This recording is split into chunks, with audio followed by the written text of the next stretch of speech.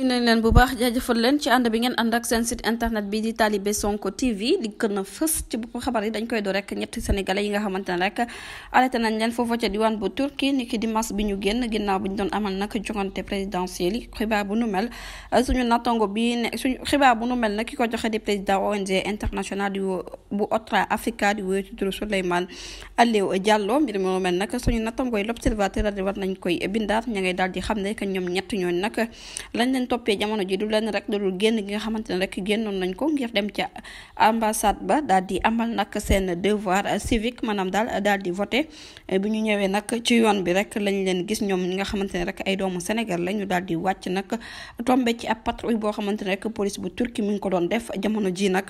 bañ leen expliqué ñoom ci seen jëmmi bopp ne dañuy dem nag voté ji waaye nag laaj nañ leen bu baax ci seen locaux yi nga xamante ne fa la seen représentant diplomatique du Sénégal day nekk pour amal yooyu les votes dañ leen jàpp rek mënata leen ba noppi rek yóbbu leen ca boobu li ambassade pour nag ñu xool ba xam seen kàddu yooyu ñu yëkkati dëgg la waaw wala déet waaye ba nag ni rek ki nga xamante ne moom mooy Diallo ma ngay daal di xam ne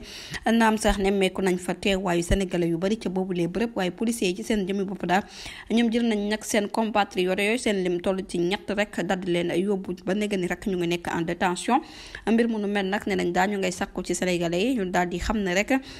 lañ leen di toppee ak li am c'est diamétralement opposé kon nag accord yi nga xamante ne moom moo tukkee woon ci convention Vienne yi nañ ko daal di rek jëfee ndax nag ñoom lenn kase daal lañu def comme problème le fait que ñu génn nag dem di accomplir seen devoir citoyen comme ñu ko sénégalais yëpp defee ci biir réew mi ak ci bitim réew rawatina nag ci monde bi wërngal këpp jamono ji nag conséquence bi nga xamante ne rek biir exécutif bu ONG Otra Africa ma ngay sàkku nag ci ministre des affaires étrangères bu Sénégal ak bu extérieur rek ñu daal di réagir ci nu mu gën a gaawee ci moomu lee mbir ñu mën a libéré nag seen natango sénégalais yooyu ndax nag faw rek ki nga xamante ne daal moom mooy Diallo daal di ci indi ay leeral moom mi nga xamante ne rek moom mooy boobulee président jërë ngeen jëf ci teewlu bi bu leen fàttee abonné bés cloche de notification ngir mën a am yeneen i xibaar. Mbokk yi on s'est beaucoup battu pour un projet. Ce projet boobu mooy sauver le Sénégal. Ce projet boobu mooy sauver le Sénégal.